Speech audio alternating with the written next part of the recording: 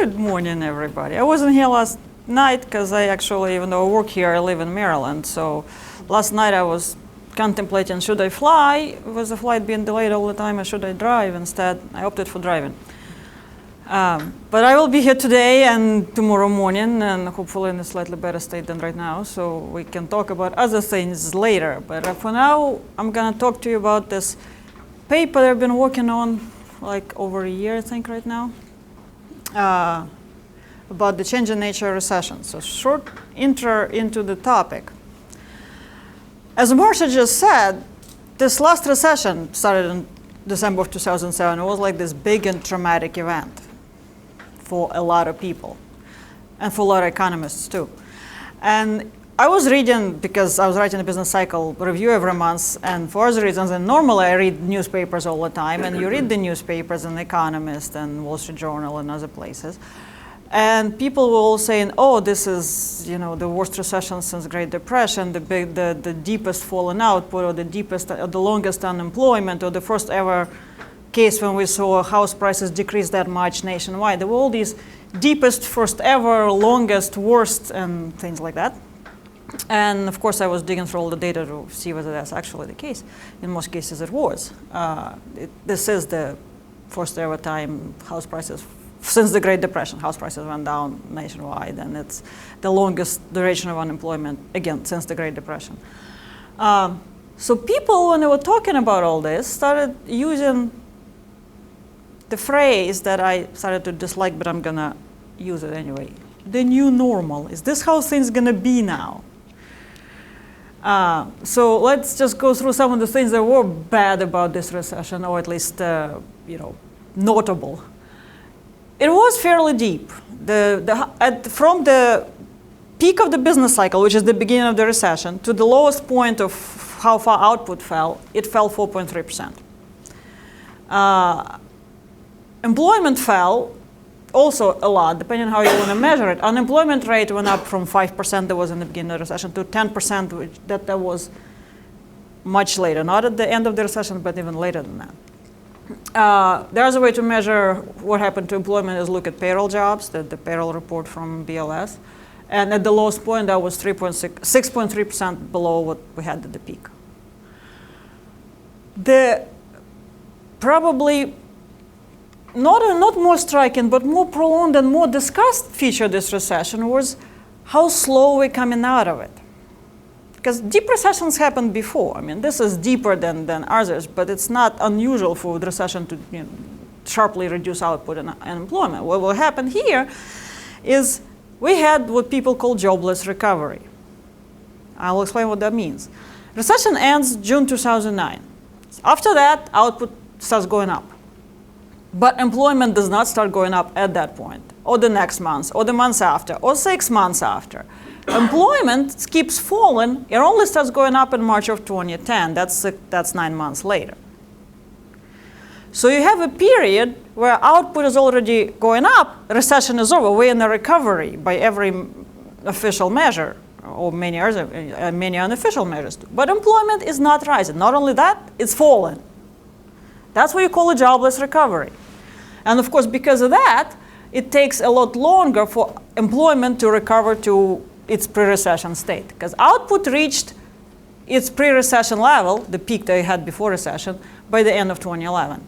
As of right now, I don't know, but the latest data we have for employment covers April. As of April, we haven't gotten to the same number of jobs we had in January of 2008. We are something like 300,000 jobs below. 300,000 is a very small number, so I'm 90% sure that by the time we get data for May, we will reach the pre-recession level of number of jobs. But this is how many years later? This is from January 2008 to now. And this is the same number of jobs. We have more people in the country. This is not relative to population. It's just the same exact number of jobs we had before this started. So this was a really long, depressed employment situation. And this, I guess one of the part of the new normal discussion was like, is this how it's going to be now? Recoveries are very slow, jobs are not coming back. Partly because of that, I started looking into this question. Did something happen to recessions that they're different now somehow than before? But this question is actually a little bit older. I'm not the first one to look at it. Every so often this question appears. Did recession change? Say in the big unhappy expansion that was going on through 1990s, the question was the opposite. Did business cycles die?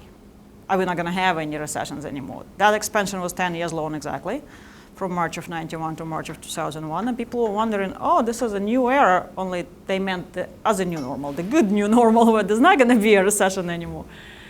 So I started looking, comparing different recessions over time. And here is the sort of the outcome right away. I'm not going to hold back the punchline here, but I will explain you how you got to it. So what happened, I think, what I'm going to try to convince you of is that the last three recessions, these are the three ones that I call modern recessions. Actually, Robert Hall, the famous macroeconomist, named them this, but I'm going to take his terminology. These are the three most recent recessions that happened. As a group, they are different from the recessions that happened before, as a group. So my hypothesis here that something happened somewhere mid to late 80s that changed the way recessions go. Before there was one regime, after there's a different regime.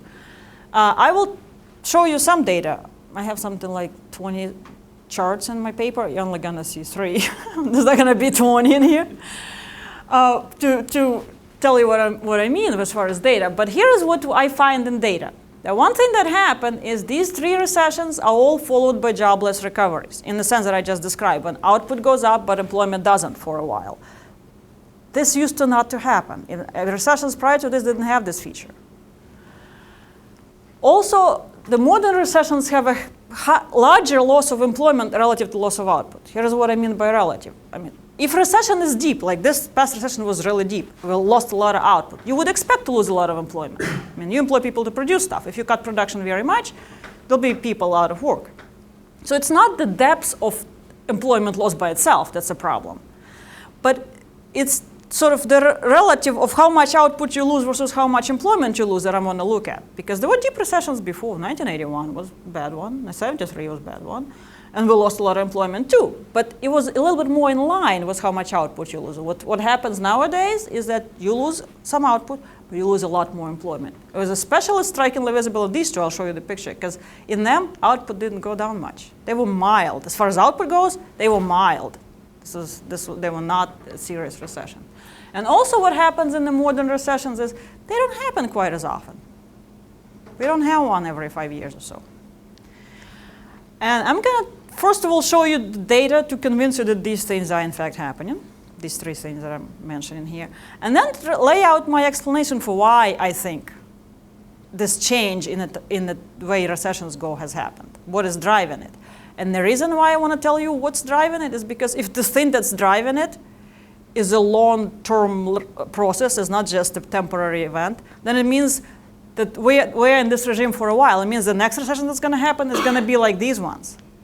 Not like 1973. It's going to be like one of these ones with the jobless recovery and everything that goes with it. Because what I want to, ultimately, we want to know what's going to happen. A lot of people do, macroeconomists too. So I think this can tell us something about what the next recession might look like. And therefore have implications for how you might want to get ready for it, depending on who you are, business person, politician, whomever. So we're going to start with data. This is a weirdly looking chart, but I'll explain to you what's going on. There are a bunch of lines in here. Every line is a recession. I didn't label them. I don't have a number here which recession this is on purpose. The dark ones are the 3 modern ones, even though they're not labeled. The light ones are all the previous ones starting from 1948. I didn't label them specifically because I don't want to be distracted, or you to be distracted by, oh, this is 1981, that's what's going on, or this is 1973, that's the oil shock or something. Because our goal is to figure out, do the dark lines as a group look different from how the light lines look as a group? And right now the answer is probably no. You don't see any systematic difference between the dark and the light. Now, let me tell you first of all what's on the chart. This is output. This is GDP. Every recession, the beginning of the recession is here. And every line shows you in that recession how much did output fall compared to the level at the peak of the business cycle, the start of the recession. Now you can probably guess which recession this one, right? Easy. This is 2007. So here is that line. It went down, then it went up a tiny little bit, then it went down, then it really went down, and then GDP started going up. Somewhere around here is June of 2009, and then GDP starts going up. Now this axis here is time. From the beginning of the recession, and this is in quarters because GDP is measured quarterly. So here we are 6 quarters later, GDP starts going up. And I plot the line until it reaches the pre-recession level, then I stop for every recession. This is a different recession, or the old ones where you fall and then it recovers and it reaches the pre-recession level and then I stop. So this is a kind of way to compare how much output we lost in every recession, how deep it was, how long it lasted, how long it took us to get back to where we were before recession started.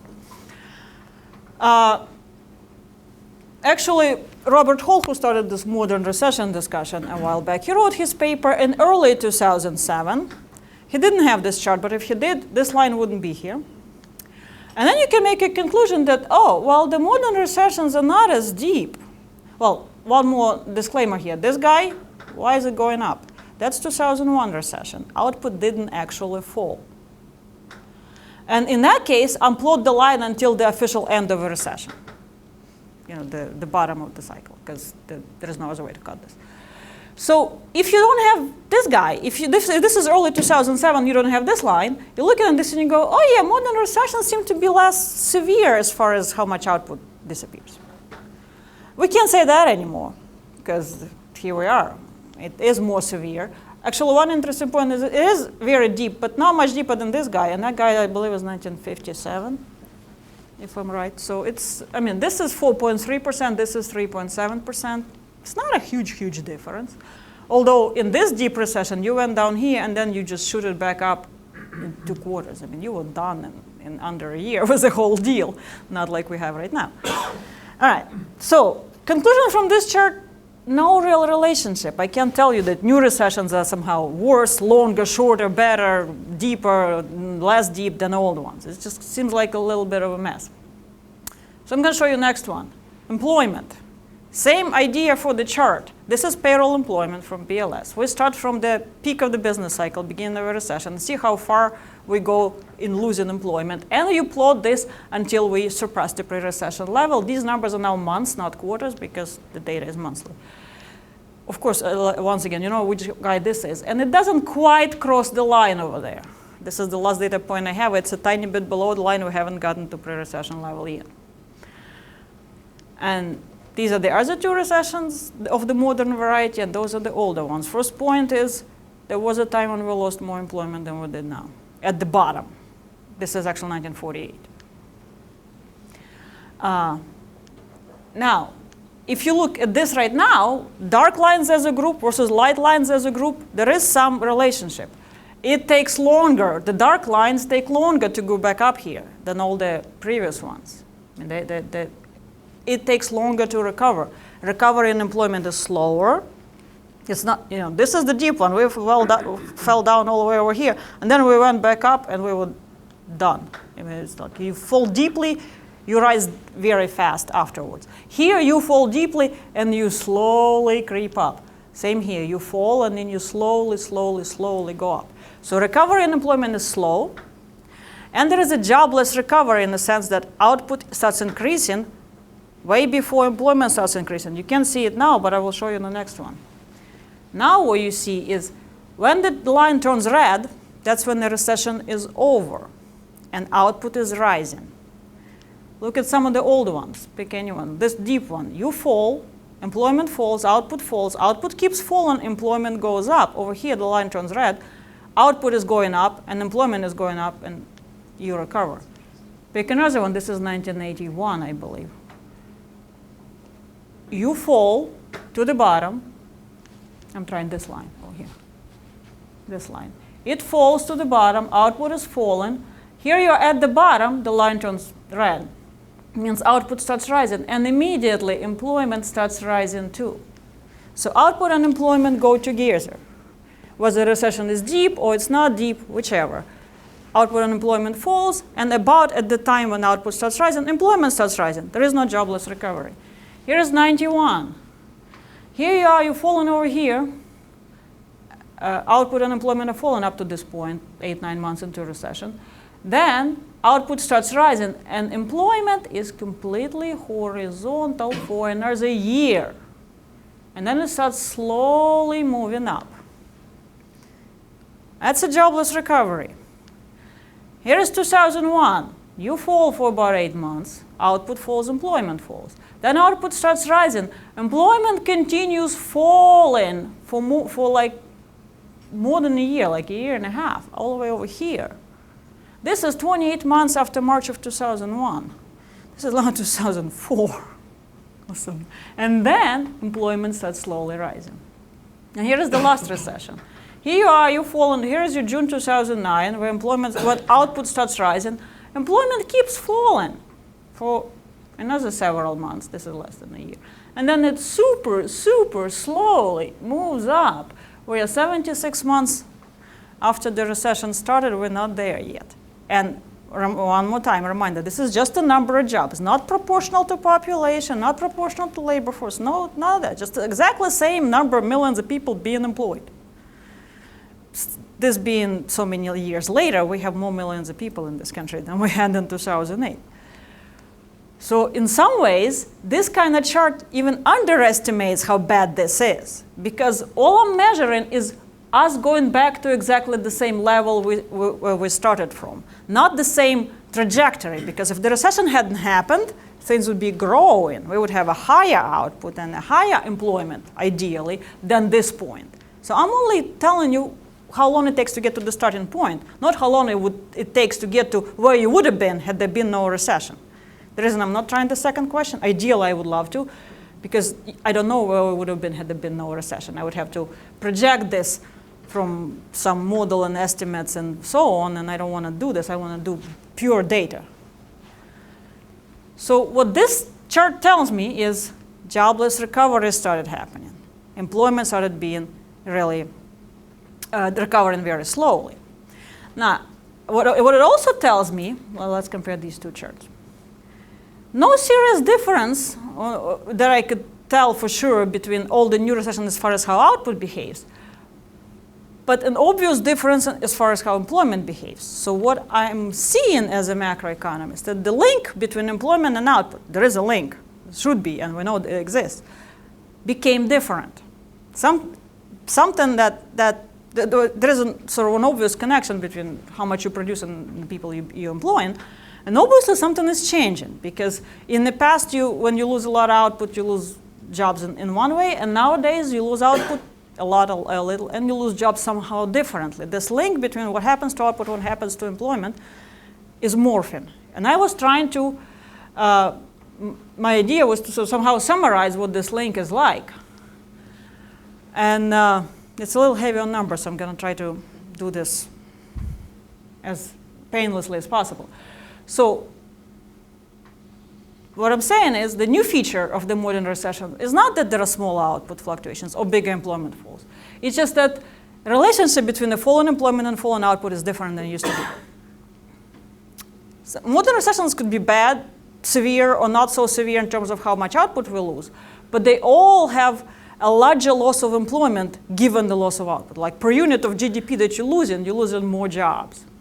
Here's how I'm going to try to show this to you. Couple more charts. Sorry for the heavy math. Okay, this is one recession. One of the old ones, 81, 82, that was pretty deep. This is actually lines from the last two charts.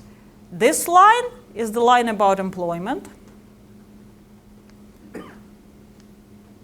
And this line is the line about output. Only I colored the areas under them, because what I'm going to compare is this area, the pink or brown, however you like it, to the blue area. Because the area tells me the sort of the total amount of output you didn't get because of the recession. And it tells you the total amount of employment you didn't get because of the recession. I didn't want to just measure depths, like minus 3%, because depths alone doesn't tell me much. If you have a deep recession that goes all the way down and then comes back up, maybe that's not so bad as a recession that goes not so deep but lasts for a long time. So I want to capture both how deep and how long it lasts. So I take this area as a measure of total output loss and the total employment loss. And to get the relationship between them is a ratio. How much your output lose per unit of GDP lost. So if you integrate, I'm going to scare you with math words here. Okay, anyway, the blue area is about 3.75 percentage points, and this brown area is about 3.18 percentage points. You take the ratio, it's about 1.2. It's kind of close to 1 to 1. But point being, these two are pretty similar looking areas as far as how big they are. So per unit of output that disappears in a recession, 1.2 jobs disappear, so to speak, for it. I specifically picked this recession because this was an unpleasant recession. It was deep. We'll have an output loss of something like 2.7%. We have employment loss of more than 3%. It's a pretty substantial stuff. It's not an easy one. Now, we're going to compare this to one of the modern recessions. This one looks like I forgot to rescale the chart because you're not supposed to have so much white space, but I didn't. I specifically kept the exactly same scale as the chart before. This is minus 3.5% like it was before. This is 91. It was a mild recession. Output at the bottom wasn't even 1.5% below. It recovered fairly reasonably. So this is 0.7% overall, or 0.7% per year. Remember, these are months. And this is your employment. This is what I mean by jobless recovery. Here's your output starts growing, and your employment is not.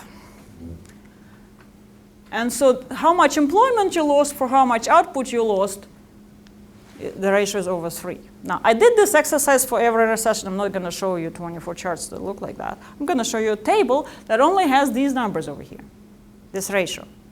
So the bigger the ratio is, the bigger is this number, it means more employment you lose given how bad your output loss is.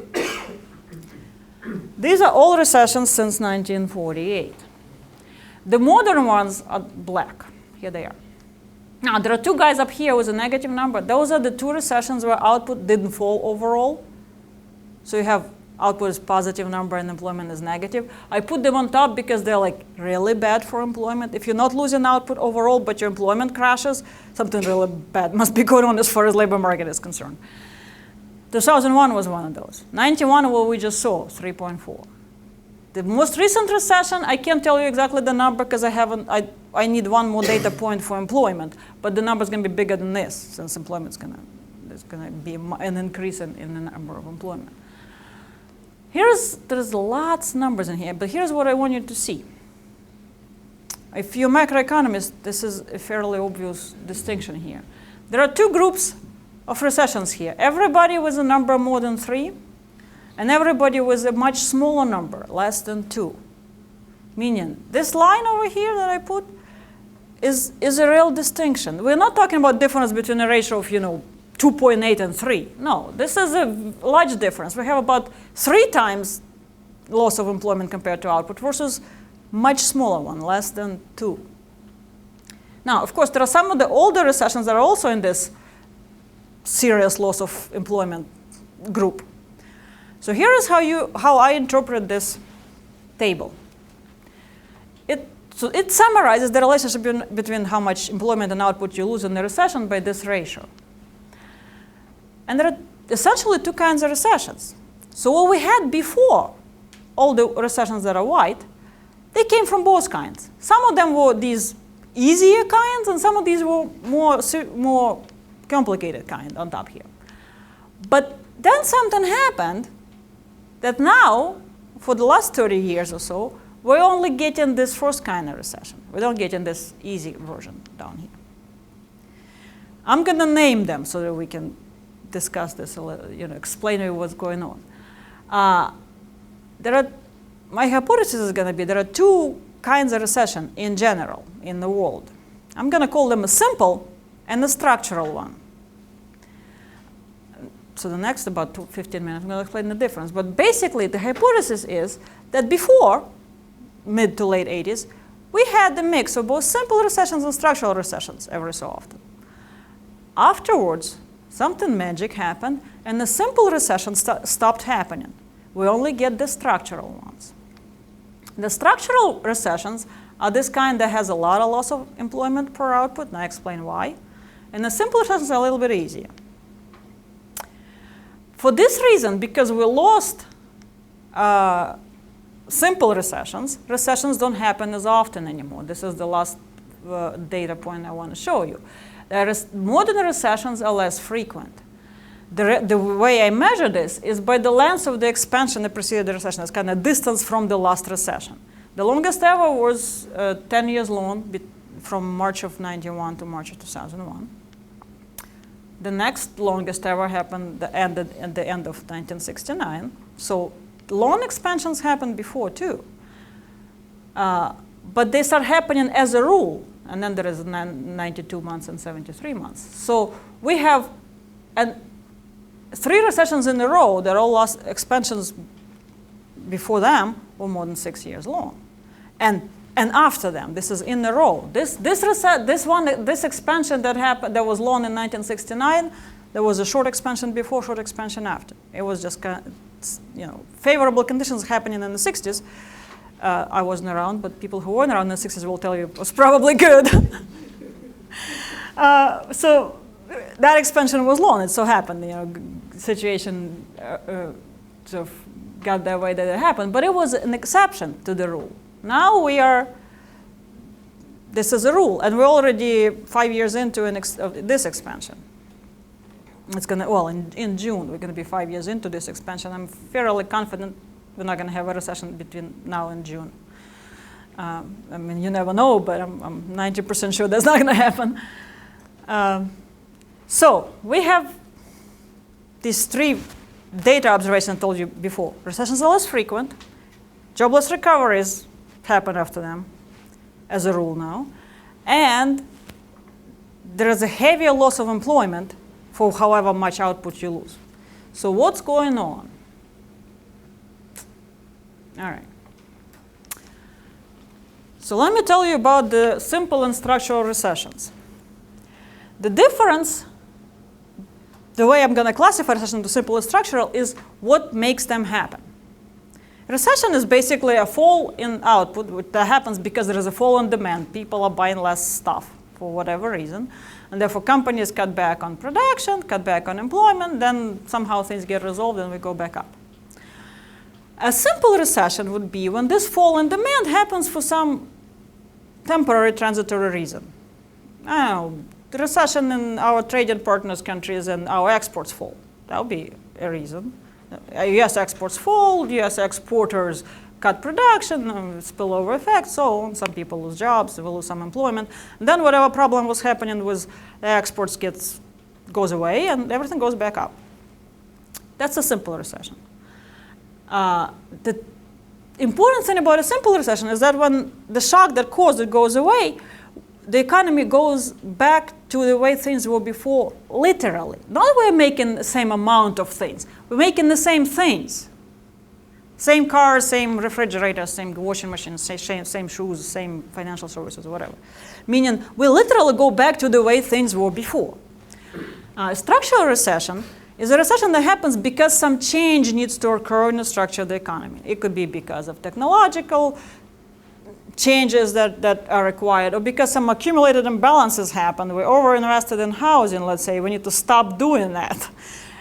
And in the structural recession, when the adjustment starts happening, some businesses close or reduce production, lay off workers, and so on.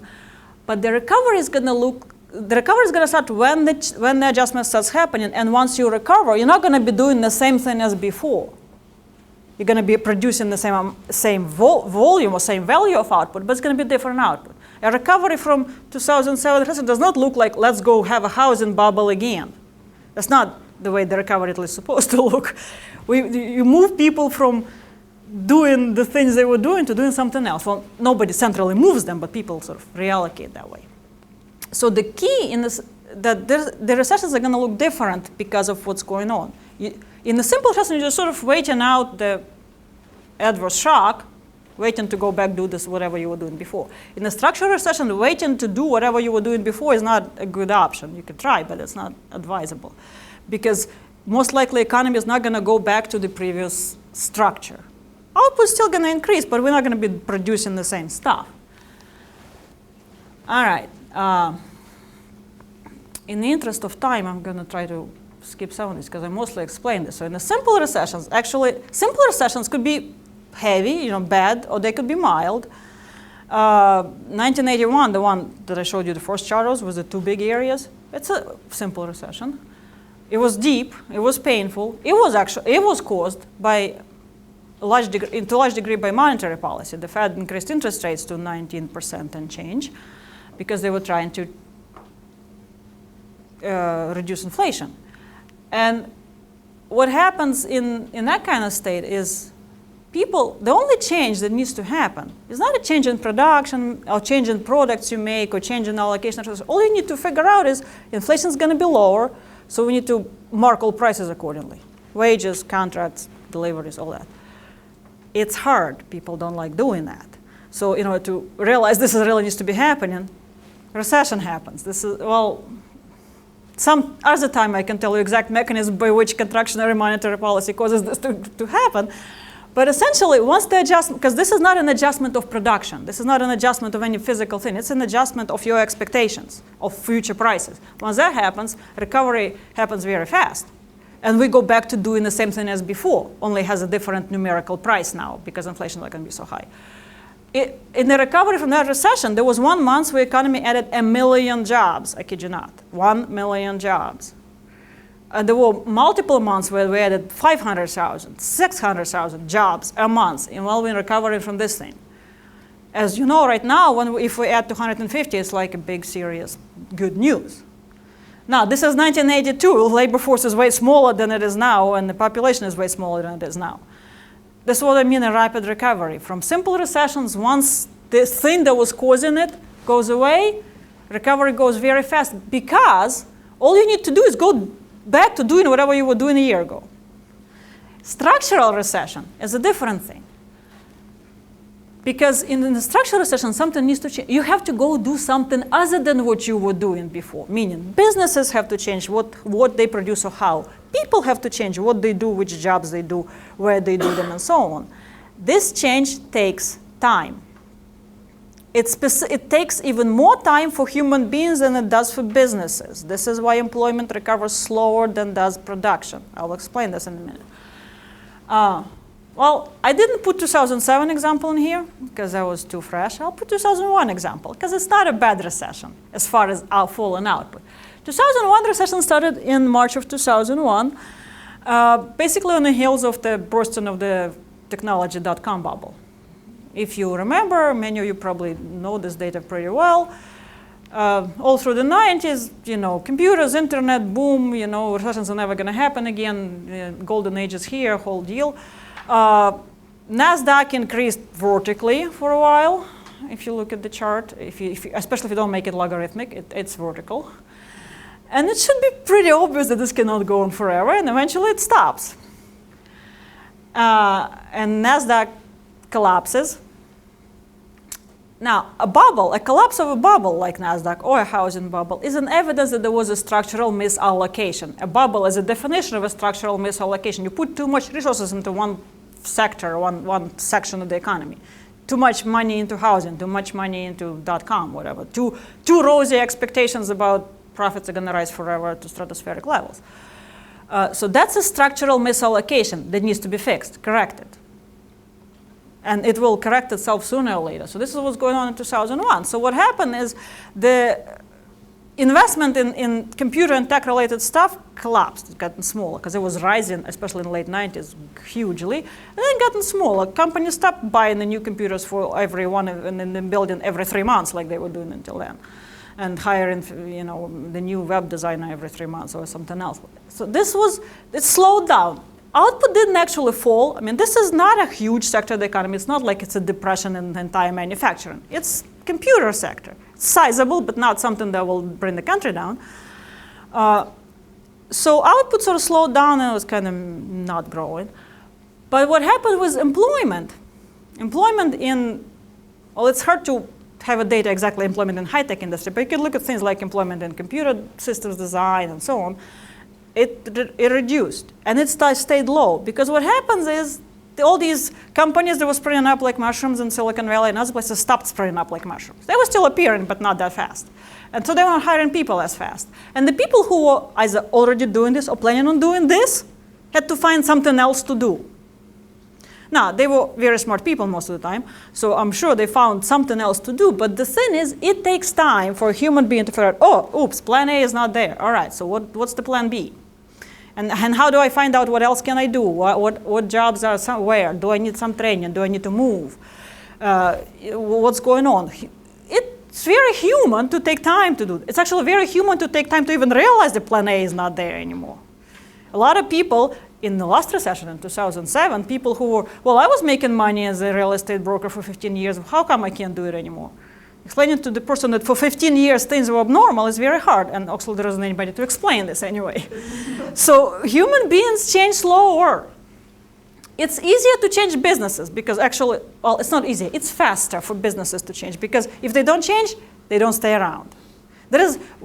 People tend to stick around forever. So if a person who can't figure out how to stop being a real estate broker and go do something else is going to be an unemployed person in the data for as long as they're unemployed.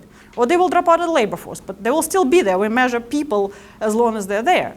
If a business can't figure out how to change its model to survive in a new environment, poof, it goes away. It's not in the data. It closes the doors, disappears, and we don't know about it.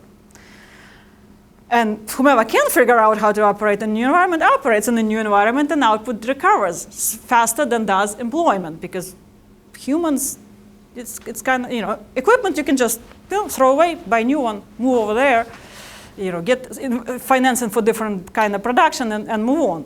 Humans, it's kind of hard to fire. Well, you can fire the person and try to hire somebody else, but the fired person is still going to be in the data as an unemployed. So adjustment of employment happens slower than adjustment of production, and that's where the jobless recoveries come from. And in the structural recession, adjustment of employment needs to happen in terms of change the job. Don't go trying to find the same job or go back to your old job or try to find a similar job or even generally, broadly similar job to what you were doing might not be possible, depending on how severe the structural reallocation is. And therefore, employment lasts longer. People take longer time to go back to being employed, and employment recovers slow. That's a structural recession. Now, one disclaimer here, all recessions in life probably has both features. You can tell me right now, another thing that happened in 2001, other than the dot-com bubble burst, right? That thing happened in September of 2001. And people who are not economists often tell me that was the reason for recession. No, it wasn't, because the recession started in March. Now, it probably made it worse towards the end of it. That would be a very tragic but perfect example of an exogenous transitory shock. A random thing unrelated to US economy happens that damages US economy for a while. But it's a transit, it's one-time temporary thing, and then people deal with it and recovery happens. So that there's obviously sort of structural and simple issues in each recession. In 1981 that I told you was simple, there were also structural things going on. Structure, the economy changes all the time. But this being a model of looking at the world, simplification, I'm gonna just divide recessions into mostly structural and mostly simple. And here is the biggest thing I probably want you to remember. If you are a policymaker, or a human being, not policymaker, or a business, and you try to think about how to deal with a recession, the biggest difference between the simple and the structural one is what it takes to recover from it. Simple one, you basically wait out the adverse shock that happened and be ready to go back to the way things were before. In a structural recession, if you simply sit around and wait out for something, it's never gonna end. Now, most businesses don't have that option, to just sit and wait. But the thing is, in the structural recession, in order for it to end, changes and adjustments have to happen. And unfortunately, very often, ahead of time, you don't know which changes and adjustments needs to happen. I mean, I could have told you in 2008 that some of the real estate agents will have to find a different job. I mean, that was easy. And not only I could have told you, most people could have told you that. What they couldn't have told you, and I couldn't have. So what else should they be doing? Where we need to move out of might be obvious. Where we need to move into really is not so obvious. But the point, from the point of view of policymaker, if you wanted to have a policy of how you help economy to get out of a recession, your policy would be fundamentally different if it's a simple recession or if it's a structural one. Because in a simple recession, what you need to do is what we're doing now. Give people some money in between so the demand doesn't fall too much, unemployment benefits, whatever it is. Just prop up the demand for a while until this bad thing that's causing the slowdown goes away, and then everybody's going to go back to doing what they were doing. Because most of these policies were designed way back in the 60s, it was reasonable then, and if you do this in a simple recession, you'll be fine. If you do this in a structural recession, you will not be fine. You will actually be making things worse, because if you keep giving people money, let's just, here's money temporarily, it allows people to not have to change. I mean, it kind of sounds cruel to say this, but from the point of view of economy getting adjusted, if you allow people, if you help people with resources to exist in a situation without adjusting, they will not. I mean, it's a human nature. I'm an economist and a smart person and many other things. But if I don't have to change anything in my life and I can live as is, that's what I'm going to do. Instead to start doing unpleasant things, let's go learn how to do something else and move to North Dakota, hypothetically. I'm only going to do that when I really have no other option. So the approach for fixing a simple recession, approach of fixing a structural one should be completely and totally different. Now, last thing that I need to tell you, because I have very little time, is what exactly happened to drive this change. So what happened, I think, somewhere, over time in the last 30 years, is that all the simple recessions disappeared, and only structural ones remained. Structural ones happened before too, but we also had the simple ones. That explains one of the things. Recessions don't happen as often. The simple ones that would have happened in between are not there. Now, and that also explains why we have large loss of employment relative to output, because that's in the structural recession, that's what happens. Now, what I need to tell you is what made them disappear.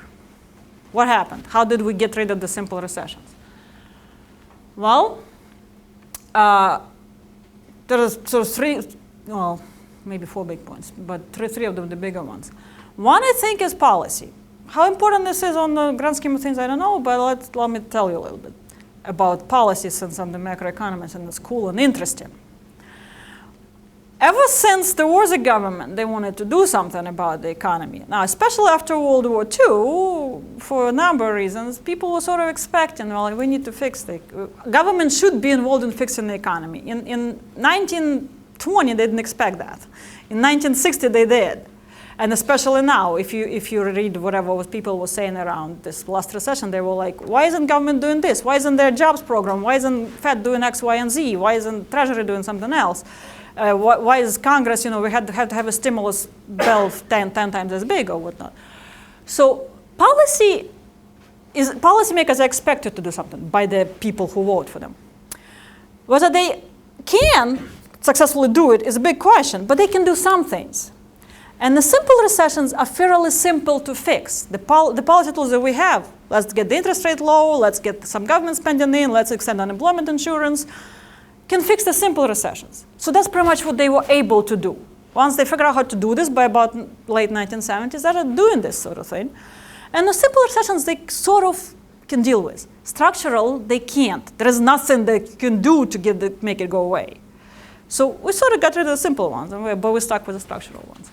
Another thing that happened, this is not going to be all about government and policy. Let's talk about people and businesses.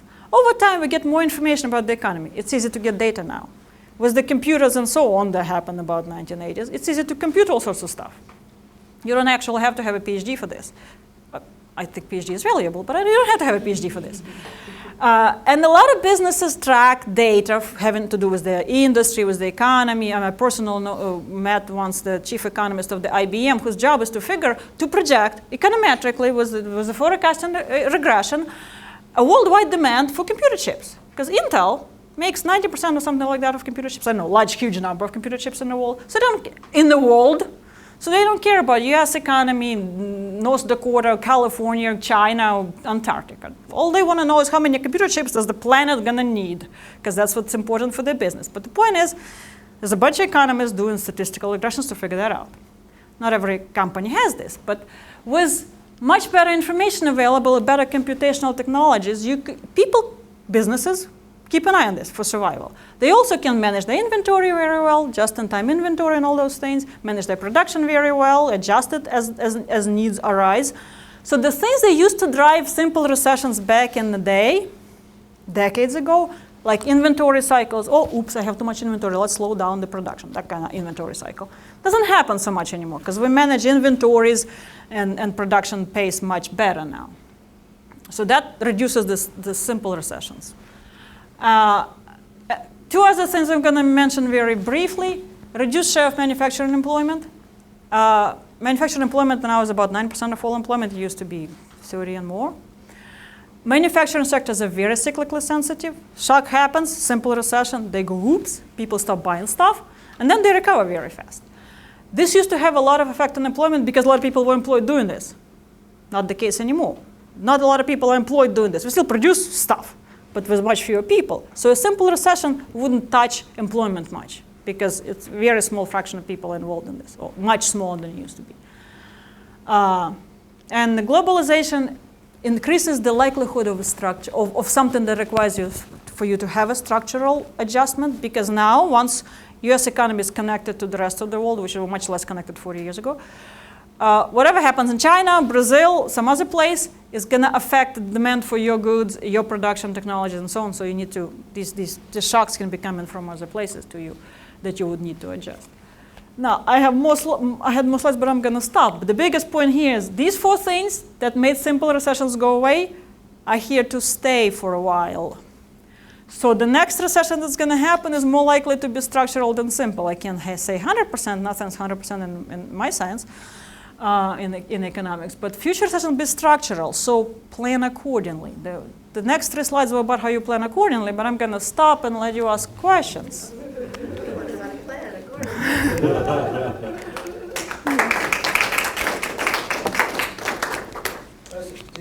Did you think at all about the downfall of unions in the private sector and how that correlates to businesses' ability to scale up production while downscaling workforce?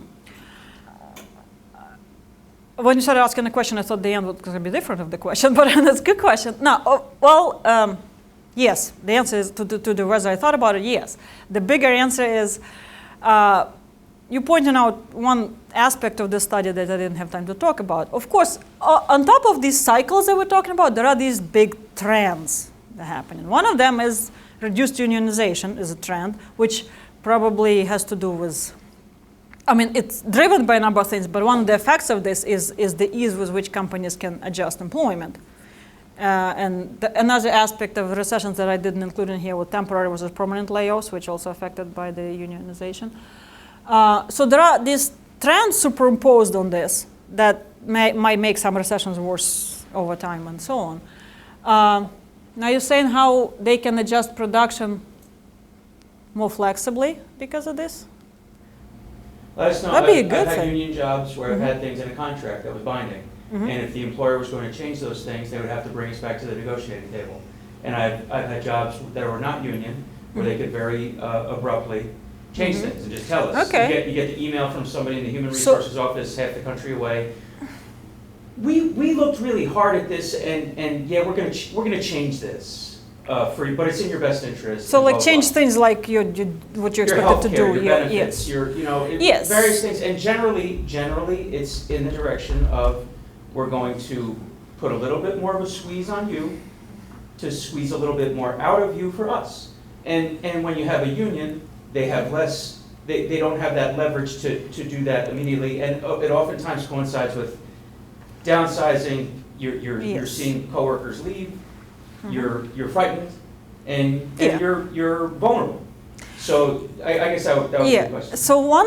So the reduced unionization, the reasons for it would not, are numerous in other places, but it would make it possible for companies to sort of lay off people or adjust the employment more flexibly and faster in modern times. So this would be part of their, kind of like point number 5 on here as to what allows what makes this employment dynamics this way. You can lay off people much easier because a majority of the workforce is not unionized anymore. Even Or reduce compensation. Well, or reduce compensation. Well, there is some literature so that they actually prefer not to reduce compensation. Well, they reduce benefits before they reduce compensation. It may not be direct wages. Yes, but if it's you not look at direct the value wages. of your overall Yes. compensation, it's less money So- flowing toward you and more money flowing toward So you. in some ways, the reduced unionization will allow companies to adjust to whatever adverse situation is happening better for the company. It'll be easier on the company to do it. Maybe not so much better for the workers. But it would play into this longer depression of employment and the slower increase of employment in the recovery in a way. I can see how that could be an additional factor, so exacerbating this jobless recovery section. I wasn't keeping track of who's first, so let's just start from this So end. I have a related question that's also about, workers. What's your understanding of the reason why you can have this fast economic growth at a time where there's not this, where there's not a rebound in employment? Because I feel like what we learn in, our like introductory macroeconomics is that those things are very closely correlated with one another. That generally, there's a demand shock and there's less production, and that's why employment falls. What are the things about the economy that have changed that allow growth to happen without having the recovery of employment numbers? Cool. You should have asked that question before I started talking about anything, because that's like a summary. Yes, you learned in your introductory macro, there is this tight relationship. I'm telling you, the tight relationship is different now. But several things happened. Well, on top of this, the relationship is actually not that tight as an intro textbook will lead you to believe. I mean, there's a relationship, but it's just not as exact. And what you described, shock, demand falls, and so on. This is the simple, what I call a simple recession. Now, on top of this recession thing, there are long-term trends that are happening. One of them is we call it technological progress. We're getting better, more efficient, and producing things with fewer people because of equipment and technology and so on. So then we have a much smaller, like I told you, manufacturing workforce. But the manufacturing output is not small at all. It's larger than it was when the manufacturing workforce was 3 times the size of it is today. So on top of all the cyclical issues, there is this trend in economizing unemployment, particularly in manufacturing. Now, this shouldn't mean ever that there's going to be hordes of unemployed people forever. Because dial back 100 years, we had a large fraction of the population in agriculture, and now we have 3% of the population in agriculture. We don't have any less food, and we don't have millions of people unemployed who used to be farmers. They just go do something else. But that's the structural change that needs to be happening. Now, in the process when this was happening, I'm sure farmers thought there was no fun. And like manufacturing workers right now don't particularly believe that improvement in efficiency, well, I don't know personally, but I can see that improvement in efficiency of production with equipment and automating production process probably not popular with some people.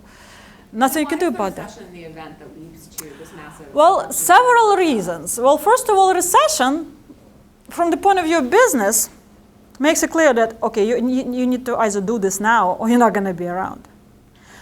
Business can choose to do whichever one. They can choose to fire their workers and adjust, or they can choose to be, how do we call it, nice and not fire their workers. Then they won't be around and the workers will be unemployed anyway. The economy is not a human being. It's a system where efficiency is going to get improved. Whether it be you improve your production process, then you stay, or you go away and somebody else who's more efficient is going to come in your place.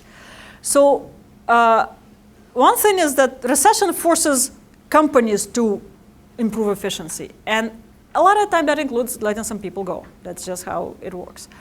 Another thing that recession does, and it's a little bit more controversial, it's not pure economics, is that it kind of makes it easier for more, from the point of view of not seeming like a bad guy to fire people, because you can say, listen, people, things are really bad. We need to do this, because otherwise, that's it.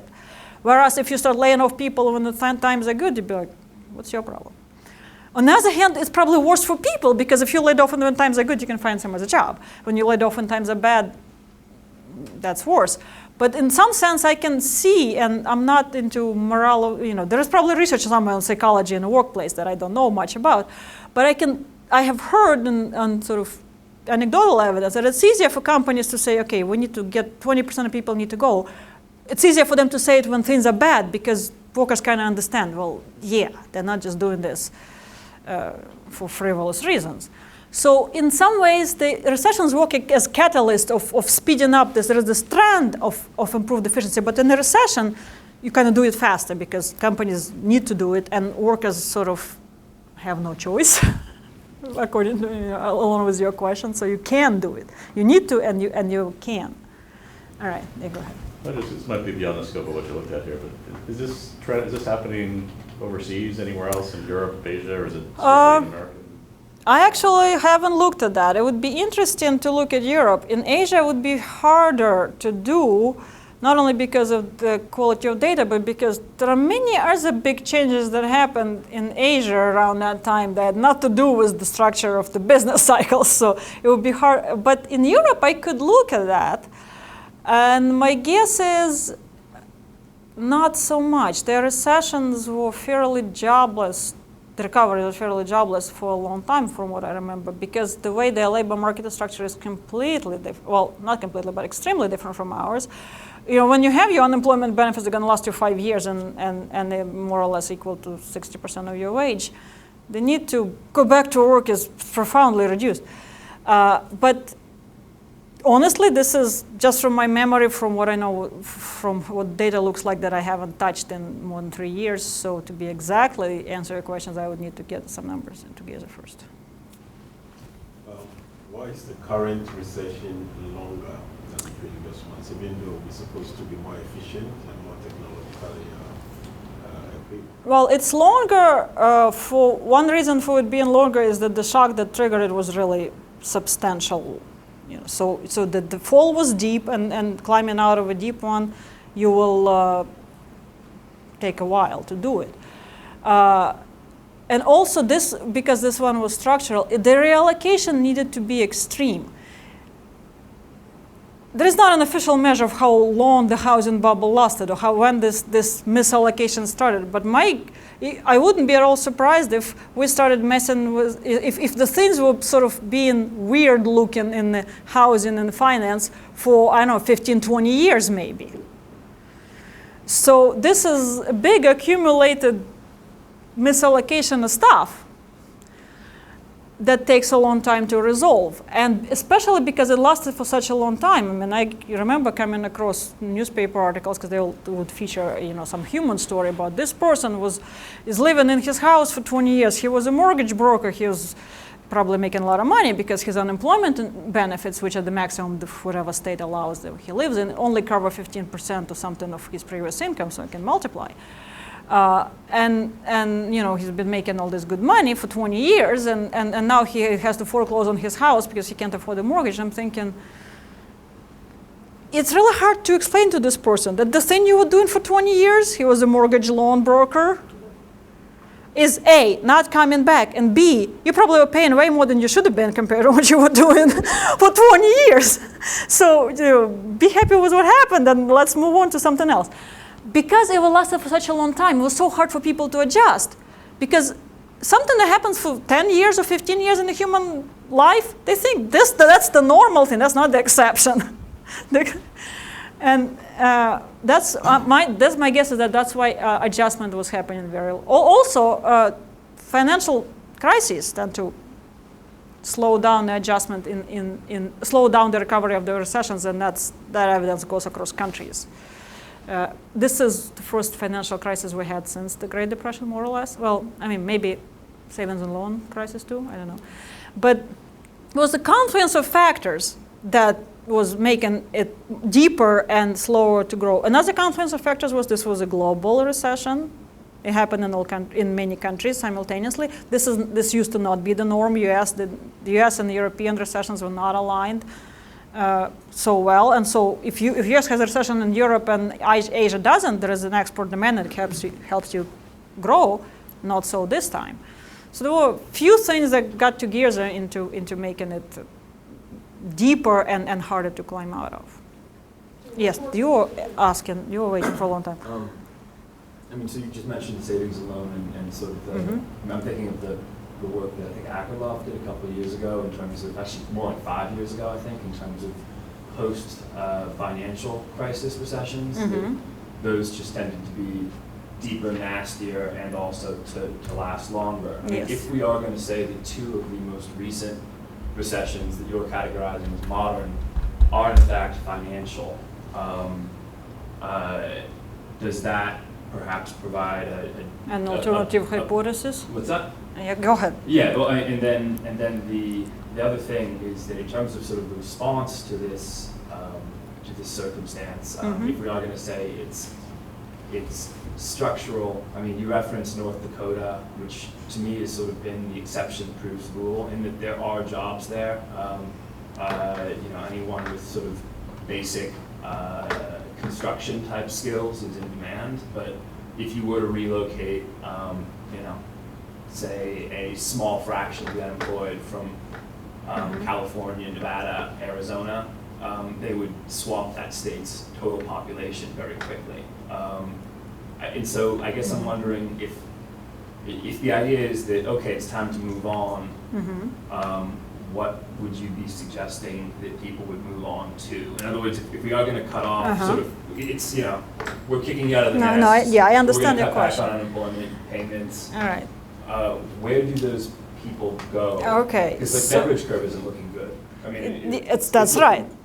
So, okay, so I understand your first question was sort of, maybe it's not only these things, but also, or instead of these things, is the financial crisis that make these recessions the way they are. Maybe, well, I guess the answer is let's wait for a couple more recessions to see. But also, financial crisis is an evidence of a structural oops that happened, structural problem that is being fixed. One of the reasons financial crisis make recovery slow is because financial system actually performs useful function in the economy other than making somebody on Wall Street rich. Now, that's not a useful function. The useful function is moving resources, finance, from one place to another, allowing people to borrow to, if you need to, this business needs to close, this business needs to open, finance needs to happen. Financing needs to move there, people need to be able to borrow. If it's like a circulatory system in the body. If that slows down or is sick for some reason, is not providing the flow of funds where it needs to go, then whatever other adjustments need to be made by people and businesses will be slower to make, and that's why recession is slower. Financial crisis, like I said, they probably had, I'm going to admit, they had an issue in making these structural recessions the way they are. Whether financial crisis alone will explain the difference between modern and an old ones, I would like a couple more data points, so I'll come back in 10 years.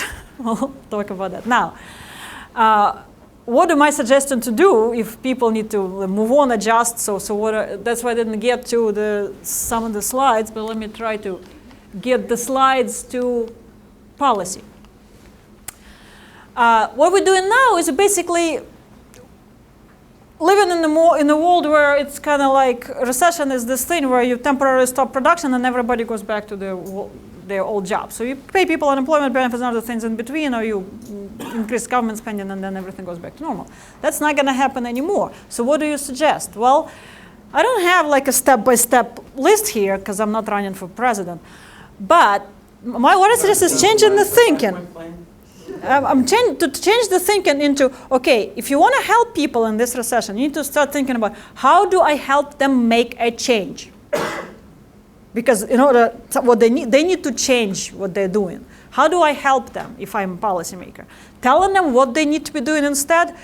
Well, I don't believe that is going to work because there is no way to know ahead of time. There is sometimes no way to know even with a hindsight. The only way you're going to find out what is the better thing of doing, instead of being a mortgage broker, is by trying something and possibly failing.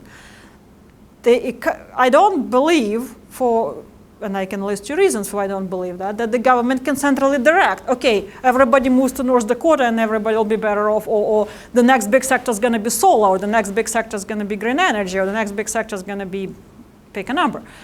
I don't think it's possible. Because the only way you find this information for this big system with 300 million people in it is by people trying different things, and somebody succeeds, and that's how you know it succeeds. But people are going to fail in between. So you need to help people to do this trial and error thing. But there's not really, it would be hard to cite any particular area of the economy in which there is a demand for either highly skilled or lowly skilled employees at the moment. I mean, if you look at unemployment, it's, yeah, it's better to have a college degree, but it's bad across the board. So you're sort of telling me right now that it's hard by looking at the macro picture, the picture we have, data we have about jobs and skills and so on. It's hard to say right now by looking at this big picture where people need to be going. Yes, that's my point. We can't tell them where. So what we need to do is give them tools to find out for themselves what to do. I don't necessarily know exactly how to do this, but I have some suggestions. There is no way right now for people to get, say if somebody wants to move to North Dakota, somebody who's a construction worker in Nevada goes like, fine, I'll deal with the snow and whatnot, but I want to move to North Dakota and get a job there. If this person's been unemployed for a while, he might not have the finances to do this. So maybe instead of unemployment benefits, there should be, if you're willing to relocate, some sort of financial help for this, loan, something.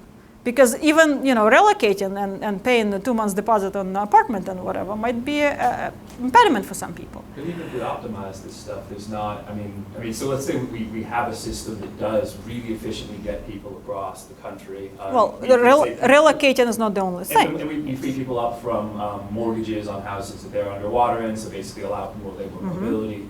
All of that, just the overall. I mean, unless everyone is going to start their own small business in their own garage and make that work, it doesn't seem like there's any demand. I look at IPO, or there's any labor demand growing. I look at IPOs, no one's actually raising money because they're expanding operations. They're raising money purely for the focus of getting themselves traded. So that's why I'm not proposing. I don't think we can tell people, here is what you need to be doing. Here is the business or the industry or the direction that's going to... I don't know. Nobody knows. There is no way to know. But humans tend to figure out how to survive and not just sit around and wait to die with no food. I mean, your question is important. Actually, you're not the only one asking this. This kind of questions arises in various policy settings and other things like, there are no jobs. There are, whatever it is, however million job openings right now that are unfilled in the beverage corp. But there's more unemployed people. Even if we somehow move all the unemployed into job openings, which we can't, but if we could, there would still be several million unemployed. That's approximately what you're asking. But this is why, how do I say this? There were bad times before. I mean, aside from Great Depression, 1973 was pretty unpleasant. 1981 was pretty seriously unpleasant. People figure out what to do. I don't think you should centrally direct, okay, I think this is what, we're going to finance, give you loans to, or some finance particular industry. You need to give tools for people to decide, and they will decide somehow. I don't know how. Who knew in 1991 that the big thing would be, Google? Oh, really?